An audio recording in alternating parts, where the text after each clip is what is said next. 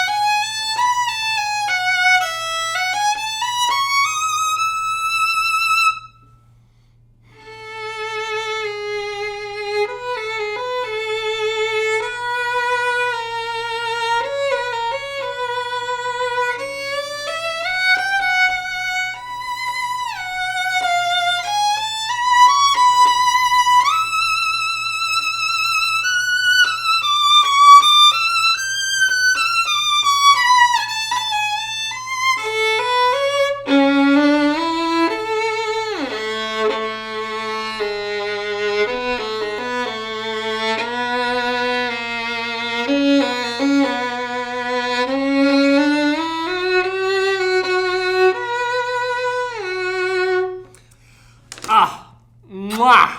So good. So good. Okay. So good. Let's take a look at this grading graph. And I'll explain a little bit about what I'm hearing, besides all the voices in my head.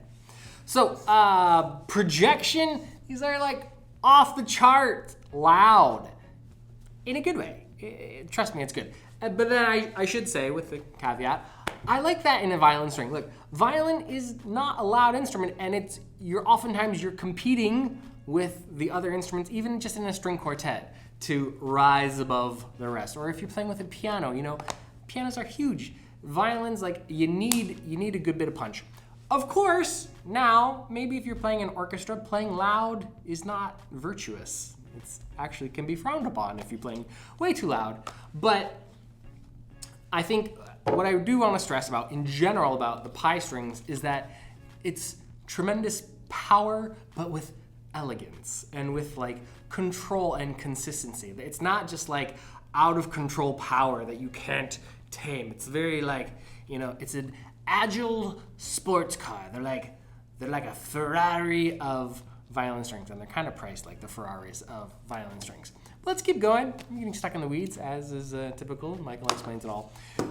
Color, basically right in the middle. They don't really have a strong flavor right or left. And that's why I sort of was hinting at they're really a lot like dominance that just boosted. They're like dominance on steroids. But they're very just sort of, they don't have a strong flavor, which is nice. But maybe you want more flavor. Flavor it up. Temperature, again, pretty consistent, pretty even, not really leaning one way or the other. I do think they're possibly just a little warmer. And I say that mostly because I used to play Evah Parazzis for a while. And I find that the Evah Parazzi greens, I should say, the Pis are just slightly warmer than Evah Parazzis, in my opinion. And for everybody, other violinists, you could put me on blast in the comments if you so desire. Depth is something that I do think is interesting, even with all this power, even with all this like brilliance, there's still a tremendous depth to the sound. It's not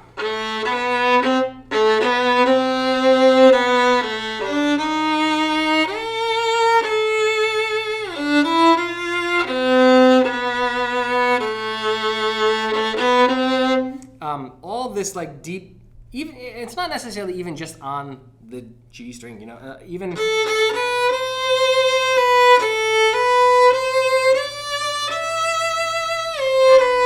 even on the A string, it sounds heftier. It sounds like there's a whole lot going on underneath that just surfacey sound. So I put them as, they're pretty deep. I really enjoy them. And also, quick response, off the charts quick. These are, they're nimble, they're like right there. It's a synthetic core string, so it's just like, boom, it's ready to go. I love it. Clarity, these are also, I think that they are just like a bell, you know? And just like everything rings really nicely. There's not a lot of...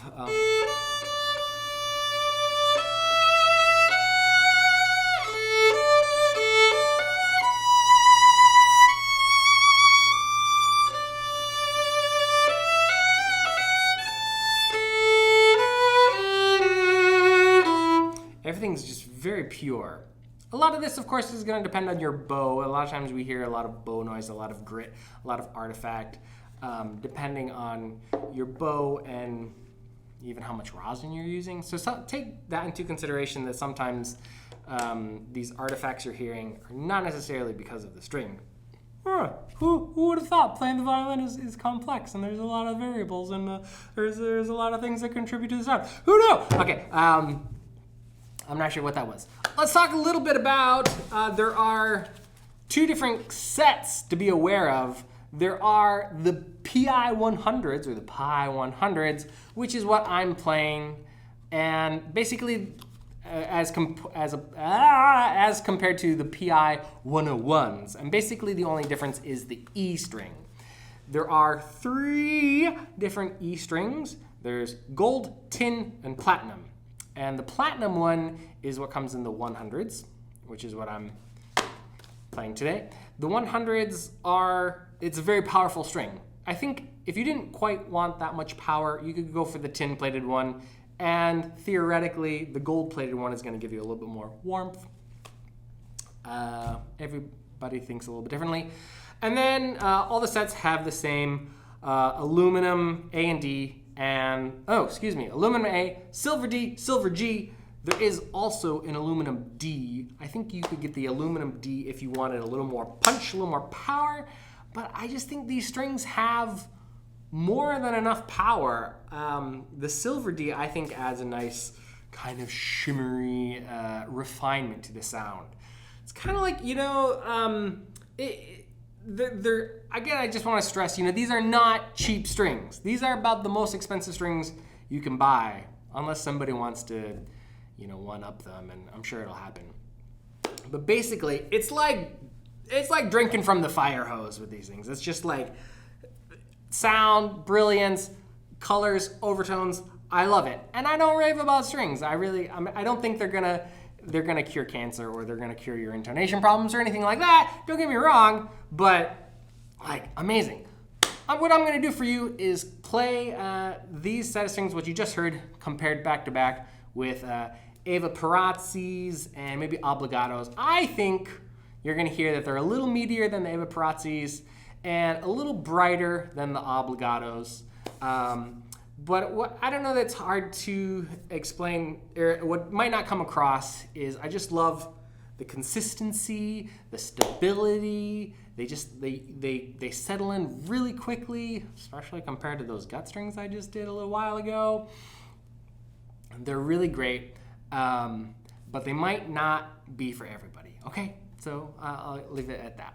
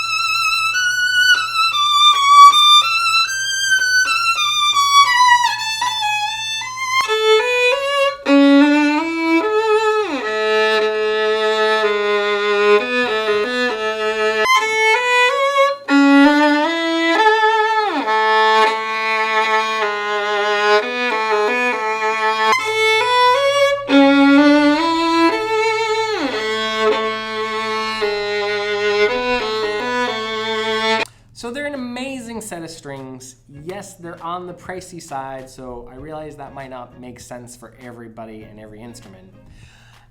I love them a lot. I use them on my personal instrument. And yes, in full disclosure, I did used to be an endorsed artist for Thomastik Infeld strings, but those days are gone. I came home one day and all my stuff was in the driveway and just got a text message that said we were breaking up.